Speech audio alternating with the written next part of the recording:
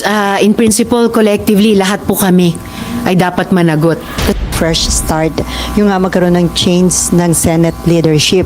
Pero para sa inyo, the same work pa rin naman kahit magpalit. So ano nakikita nyo? Paano makakabangon? Kasi meron ding grupo na nanawagan, magsipag-resign na lang daw yung mga sumira sa imahe ng Senate. So magsimula tayo dun sa ongoing investigation. Kinikilala ko for one yung mga findings so far ng PNP investigation at pinahalagahan ko yung magiging kompletong fact-finding ng Department of Justice prosecutors. Kung magsasagawa rin kami ng sariling investigasyon, pwede namang mag-parallel yun at mag-complement yung mga iba't ibang investigasyon sa isa't isa. Dahil halos pare-pareho namang ebidensya ang titignan. So, at lampas dun sa investigasyong iyan, kung saan talagang dapat masagot bukod sa, at kita kasi sa video, sinong unang nagpaputok, bakit nagpaputok, yung tanong na papaano nangyari ang lahat ng ito. At kung may matukoy yung investigasyon or mga investigasyon na mga dapat managot, dapat talagang panagutin sila at walang pagtatakip sa anuman. Mama, yung pwedeng maging worst scenario sa Senate kung wala kayong magawa para makarecover, mabawi yung magandang imahe ng Senate? Meron pa bang worse doon? Nasa worst situation na nga kami sa ngayon eh. So there should be no way to go but up. Nowhere to go but up. So magwasto kami sa harap, sa mata ng mamamayan. Tumutok ulit sa mga trabahong kinakailangan ngayong nagpapatuloy yung Middle East War, yung oil crisis at paghihirap ng ating mga kababayan sa gitna nun. Tuloy yung aming mga trabaho bilang mga senador. Yung nabanggit ko kanina, kasama na yung impeachment trial.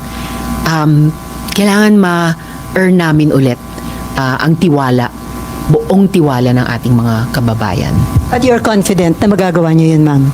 Mabalik yung tiwala ng publiko? Fully intending ang minority na mag-ambag para maibalik ang tiwala ng mamamayan sa ating Senado.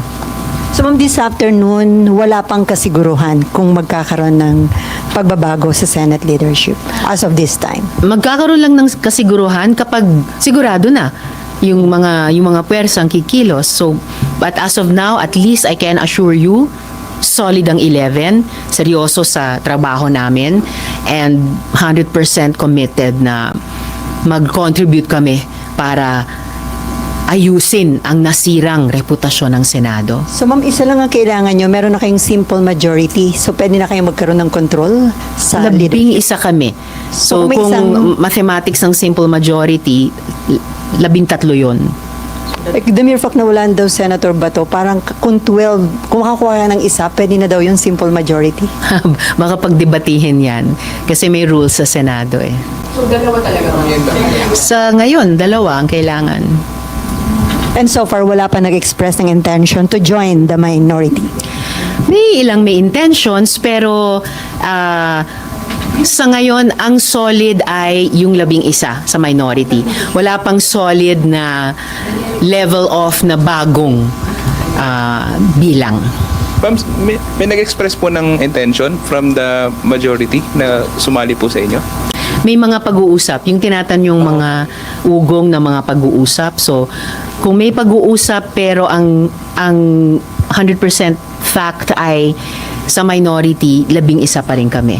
Pero ma'am, kung sakali man napag-uusapan na po ba sa minority na isulong na amyendahan yung rules? Kasi since 23 na lang, kung hindi talaga dadalo si Senator Bato or kasi may warrant of arrest siya. Sinusulong po ba sa minority na amyendahan na yung rules sa quorum tsaka yung sa... Wala pang ganong pag-uusap. But speaking of pag-amyenda sa rules, kapag biniring up sa floor yung pag-amyenda sa rules para payagan na bumoto online, tututulan ko ng matindi. Okay. Okay na ba? Ay, isa pa.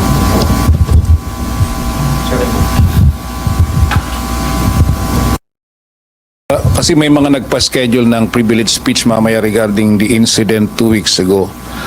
Do we expect some emotional outburst uli regarding this? Or kung meron man, paano ito makatutulong na pag-usapan yung seryosong nangyari 2 weeks ago?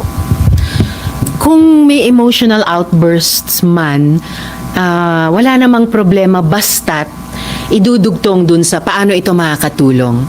So ilalagay dun sa yung emosyon nating lahat bilang tao dun sa konteksto na paano aasta at kikilos ang Senado para tugunan yung damdamin, yung kaisipan, yung pagdududa at yung pangangailangang matindi ng ating mga kababayan.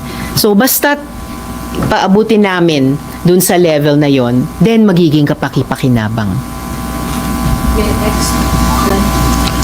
Ma'am, yung reso on Senator Bato to surrender, ano po ba yun yung sabi nyo nga, seek legal remedies po? So, kapag sumurrender si Senator Bato, hindi siya agad pwedeng ilipad ng dahig kahit ICC warrant po yung isa-serve sa kanya kasi he can seek legal remedies muna sa local courts. Tama po ba? May nagsasabi na sa ilalim ng Rome Statute na operational sa Pilipinas hanggang 2019 at sa ilalim din ng mga batas ng Pilipinas, pati yung ilan sa mga pinakabagong batas na may interpretasyon na pwede nang magdesisyon ang gobyerno na ilipat siya dun sa ICC. Pero dahil merong judiciary dito na minsan o dalawang beses na niyang hiningian ng TRO, ibig sabihin may mga legal remedies pa dito sa Philippine Judiciary. So, meaning depende po sa gobyerno kung ibibigay siya agad pag sumurrender siya o nahuli siya sa dahig. Depende sa gobyerno at depende rin sa kanyang mga legal moves vis-a-vis yung Philippine courts. Thank you, ma'am. Ian? Ma'am, si General Aplasca nakita namin last week. Kanina nakita rin namin siya. Sa caucus ba natatalakay ba? Ano na ba talaga status niya? Suspended na ba siya o dito pa rin siya? Hindi namin siya napag-uusapan. Well, I don't know about the majority caucus. Kailangan sila ang tanungin nyo. Pero hindi namin siya napag-uusapan sa minority. Pero sa pagkaalam ko, suspended nga siya ng Office of the Ombudsman para sa 6 na buwan. Gayunpaman, inaasahan ko na magiging available siya para sa anumang investigasyon. Dahil naging active participant din po siya sa mga kaganapan ng gabing iyon. Ma'am, sa ibang topic, kay Sen. Robin, may move ba sa minority na isa lang din siya sa ethics complaint dahil dun sa ginawa po niya, dun sa pagsasakay kay Sen. Bato, paalis po ng Senado? Wala kaming napag-uusapang ganyan. Hindi ko alam kung may mamamayan na magrereklamo ng ganon sa Committee on Ethics. Okay, last two. Sorry.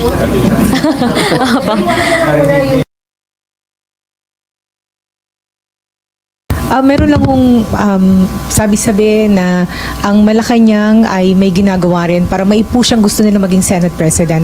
May nalalaman po ba kayo tungkol dito? Or meron nga hubang ganun na nangihimasok ang Malacanang sa pagpili ng Senate President? Well, at different times sa kasaysayan, minsan nagpapahayag ang Malacanang sa kagustuhan sana nila o iba. Pero the Senate has always decided for itself. And the Senate will decide for itself. So ngayon ma'am, wala kayo naririnig na ganun? Oo, walang ganon. At the Senate, most of all, the Senate ang magdidesisyon para sa Senado. And then ma'am, follow through lang po about General Aplasca. Kasi ma'am, suspended po siya ng ombudsman ng 6 months para hindi ma-influence yung investigasyon. Pero palagi po siyang nandito. Hindi ba kayo bothered o concerned po ba yun para sa inyo? Hindi pa ako concerned tungkol doon. Basta't ang inaasahan ko sa lahat na maaring tanungin sa mga investigasyon, kahit kaming mga senador, ay ipresenta ang sarili at mag-cooperate sa investigasyon. Para ang isang bagay na dapat sana ang linaw-linaw sa publiko pero naging napakalabo at kinailangan pang investigahan, ay once and for all maging klaro at sa basis nun maiayos. Pero possible po ba ninyong erase yun? Kasi nandito po siya everyday, kahit nga po suspended. And yung suspension po kasi is para hindi niya ma-impluwensyahan yung investigasyon. Sabi naman po niya kanina, nandito siya to visit the troops kasi kinungsa lang daw po niya. Well, dahil sinabi nyo sa akin, hindi ko alam yan before this morning, pag-iisipan ko po. Salamat sa impormasyon. Opo. Ma'am, on the part of the senators, may dapat bang managot dun po sa nababanggit po ninyo na pagkawala ng tiwala ng publiko sa Senado? And paano po yung ganong accountability measure? Of course, in principle, collectively, lahat po kami ay dapat managot. Kasi hindi naman iisang senador ang buong Senado. Lahat kami ang Senado. So kung paano kami dapat managot, kailangan gawin namin ang lahat at huwag hadlangan na magkaroon ng kompleto at maayos na investigasyon na sasabihin, ire-report sa publiko lahat ng findings para hindi na maging malabo yung mga pangyayari pero malinaw na malinaw.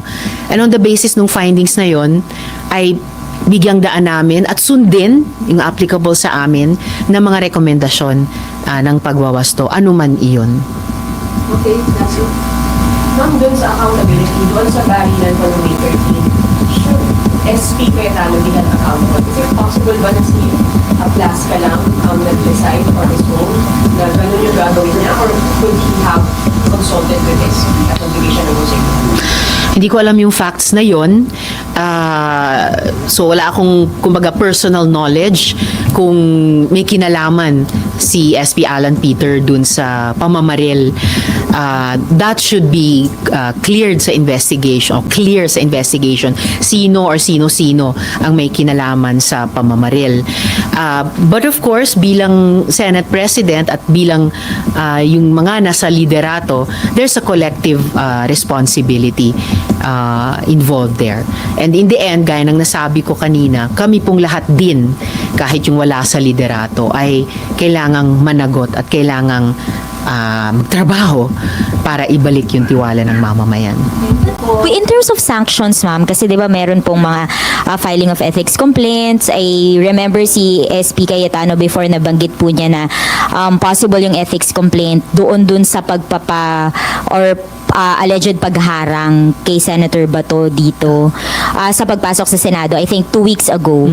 So when it comes to that, magagamit po ba yung ganong route yung pong pag-file ng ethics complaint against a senator for them to be held accountable dun po sa mga nangyaring gulo?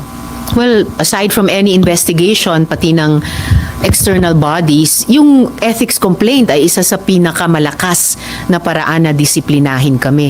Pati yung mga parusang pwedeng ipataw sa amin kung mag-prosper yung ethics complaint. Pero as for yung sinabi din pala ni SP Alan Peter na may humarang kay Senator De La Rosa para makapasok, I don't know kung sinong tinutukoy niya. Kahit sa video na ipinalabas, palino naman walang humahad lang. Dahil nauuna siya paakyat at walang nasa unahan niya at humaharang. Ma'am. Salamat.